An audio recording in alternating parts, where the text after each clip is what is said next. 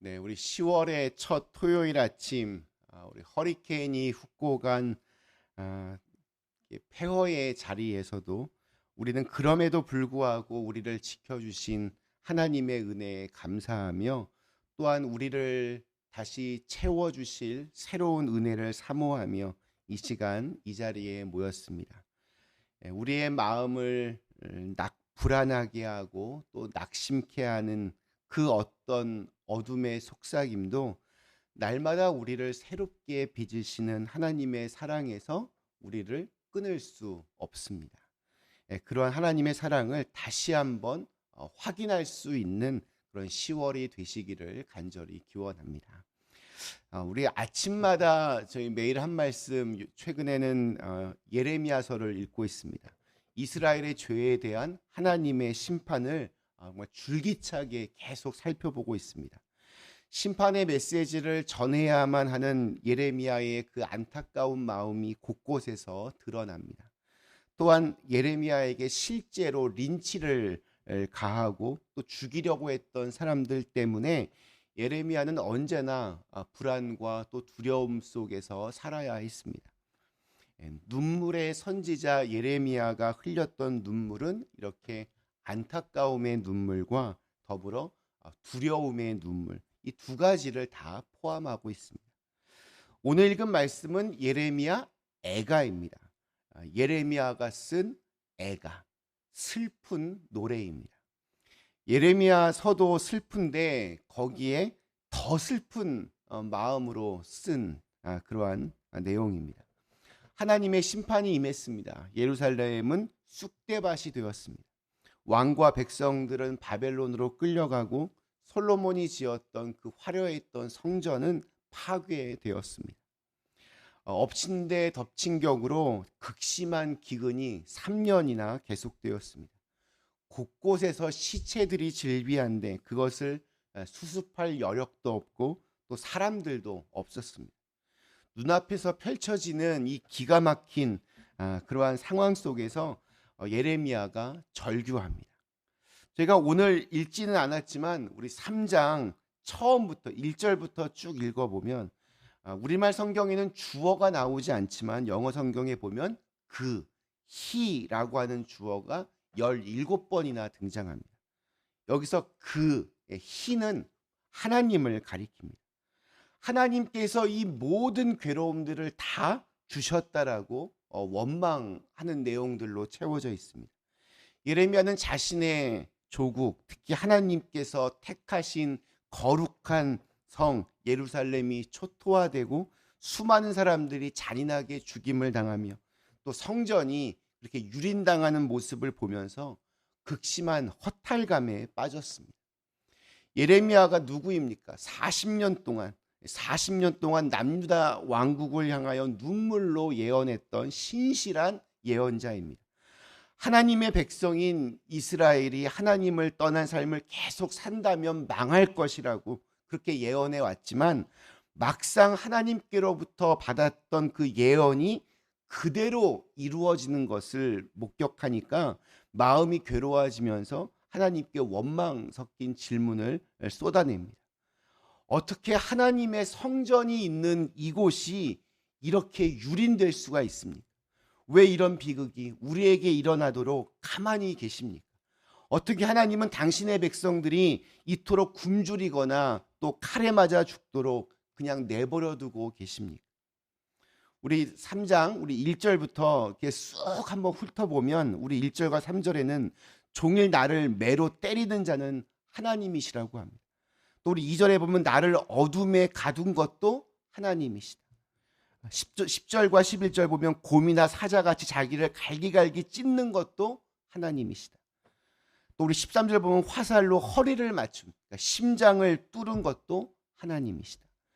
또 우리 15절 쑥을 짠 쓴 물을 마시게 하는 것도 하나님이시다. 또 16절 돌로 내 이를 쳐서 부러뜨린 것도 하나님이시다. 또 16절 재로 나를 덮은 것도 하나님이시다. 또 17절 보면 자신의 마음의 평강을 다 빼앗은 것도 하나님이시다.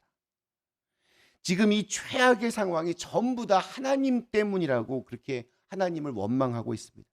그러면서 우리 18절에 보면 이제는 주님께 두었던 희망이 다 사라졌다. 이렇게 마지막 탄식을 합니다. 하나님의 부르심을 받아서 말씀에 철저히 순종하던 예레미야도 이렇듯 엄청난 고통과 또 비극 앞에서 하나님께 원망과 불평을 쏟아내고 있습니다. 그리고 이러한 원망의 마음이 그에게 낙심하는 마음을 주었습니다. 예레미야 같은 위대한 선지자도 믿음이 흔들릴 때가 있습니다. 예레미야가 이 정도면 오늘 우리들은 뭐 말할 것도 없습니다. 흔들리는 것은 죄가 아닙니다. 누구나 그럴 때가 있고 또 그럴 수 있습니다. 함부로 이렇게 믿음의 이름으로 이렇게 정죄하면 안 됩니다. 중요한 것은 이러한 불신과 낙심의 늪에서 빨리 빠져나오는 것입니다. 오늘 읽은 말씀은 그런 면에서 아주 중요한 가르침을 줍니다. 오늘 우리 19절과 20절 말씀 이렇게 시작합니다. 내 고초와 재난 곧 쑥과 담즙을 기억하소서.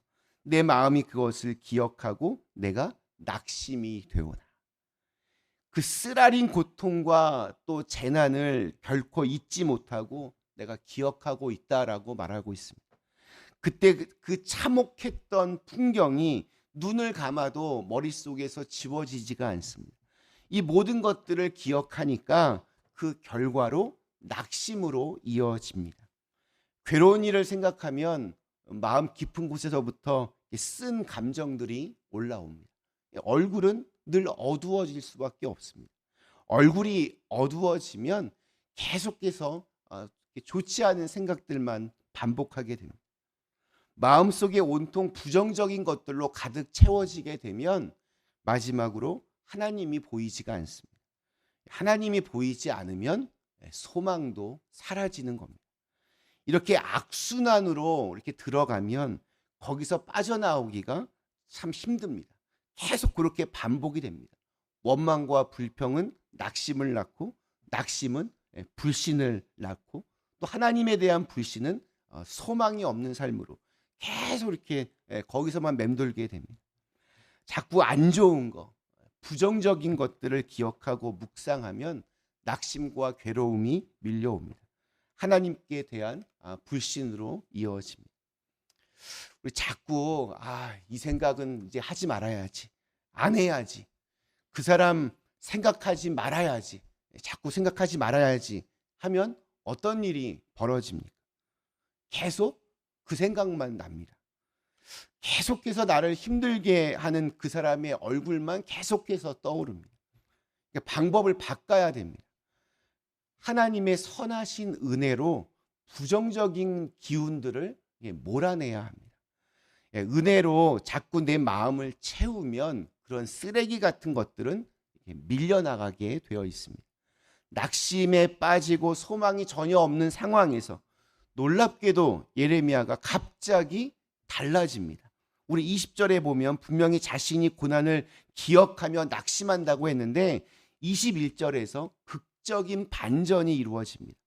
이것을 내가 내 마음에 담아 두었더니 그것이 오히려 나의 소망이 되었사오니. 내 마음에 담아 두었다. 기억했다는 겁니다. 무엇을 기억했냐? 우리 22절과 23절의 말씀이 이렇게 증언합니다. 여호와의 인자와 긍휼이 무궁하심으로 우리가 진멸되지 아니함이니이다. 이것들이 아침마다 새로우니 주의 성실하심이 크시도소이다. 생각해 보니 또 주위를 둘러보니 다 죽은 게 아닙니다.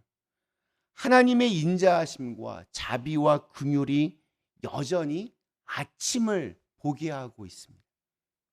맞다. 하나님 그런 분이시지. 하나님은 인자와 긍휼이 무궁하신 분이시기에 우리가 하나님을 의지하면 새로운 아침을 열어주시는 분이시지. 예레미야는 하나님이 어떤 분이신지를 필사적으로 그렇게 기억해내었습니다. 그동안 나와 함께 하셨던 하나님의 인자하심과 긍휼을 기억하면서 마음에 가득 차 있었던 그런 부정적인 생각들과 불평과 원망을 몰아내기 시작했습니다. 하나님이 보이니 아침마다 새로운 은혜로 채워주시는 하나님의 소망을 붙들 수 있게 되었습니다. 악순환이 선순환으로 그렇게 전환될 수 있었습니다. 오늘 말씀에서 긍휼, 인자하심과 긍휼이라고 할 때 영어 성경에서 긍휼 그러면 compassion이라고 그렇게 합니다. 근데 보면 S 복수형으로 되어 있습니다. 원래 compassion은 거의 복수형을 쓰지 않습니다. 여기서 복수형을 쓰고 있습니다. 그 말은 하나님의 긍휼하심이 크고 또한 무한하시다라는 것을 강조하기 위해서입니다. 한 번이 아니라 계속해서 우리에게 긍휼을 베푸십니다. 그래서 우리에게 소망이 생겨날 수 있는 겁니다. 하나님의 은혜가 아침마다 새롭다라고 하는 말은 하나님의 은혜가 또한 가장 적절할 때에 주어진다는 뜻도 있습니다. 우리 출애굽기 16장에 보면 이스라엘 백성들이 광야에 있을 때 하나님은 매일 하루 분량의 만나만 그렇게 취하도록 명령하셨습니다.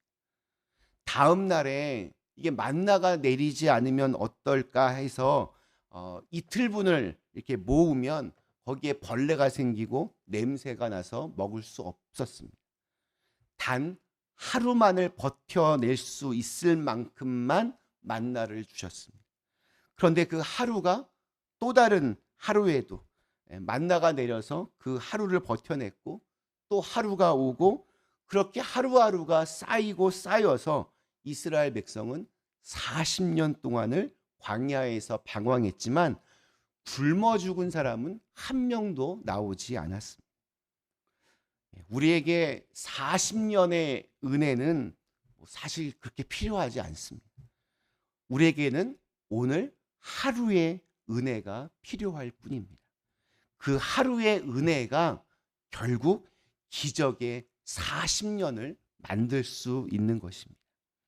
하나님의 은혜는 결코 빠르게 주어지지도 또 늦게 주어지지도 않습니다. 가장 적절할 때에 주어집니다. 그러므로 하나님의 때를 기다릴 줄 알아야 됩니다.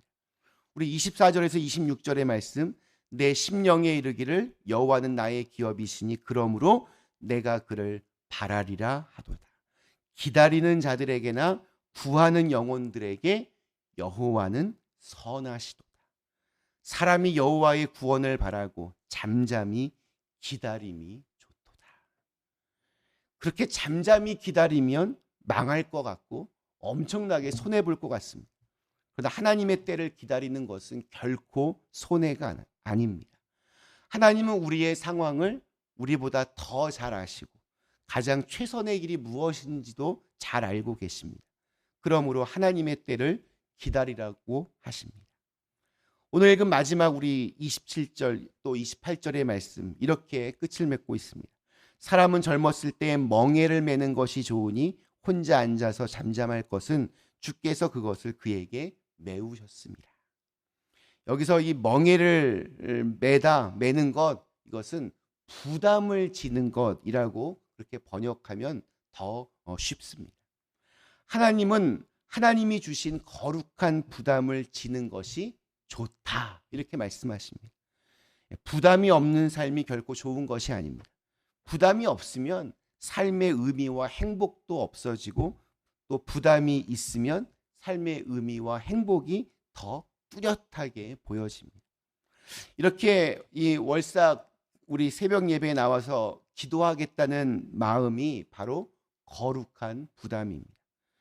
교회는 이렇게 힘들고 고단하지만 어려운 중에 마음을 모아서 거룩한 부담을 가지려고 하는 사람들이 많아질 때 그때 좋아집니다. 그 거룩한 부담들이 교회를 교회답게 만듭니다. 가족들을 향한 내 거룩한 부담이 우리 가정을 복되게 만들 수 있습니다.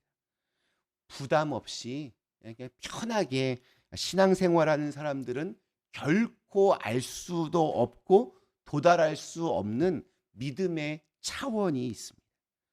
부담되고 힘들지만 그 안에 하나님께서 주시는 기쁨이 무엇인지를 알고 마음속에 평강을 누리며 또한 풍성한 열매를 맺는 그런 신비로운 세계가 있습니다.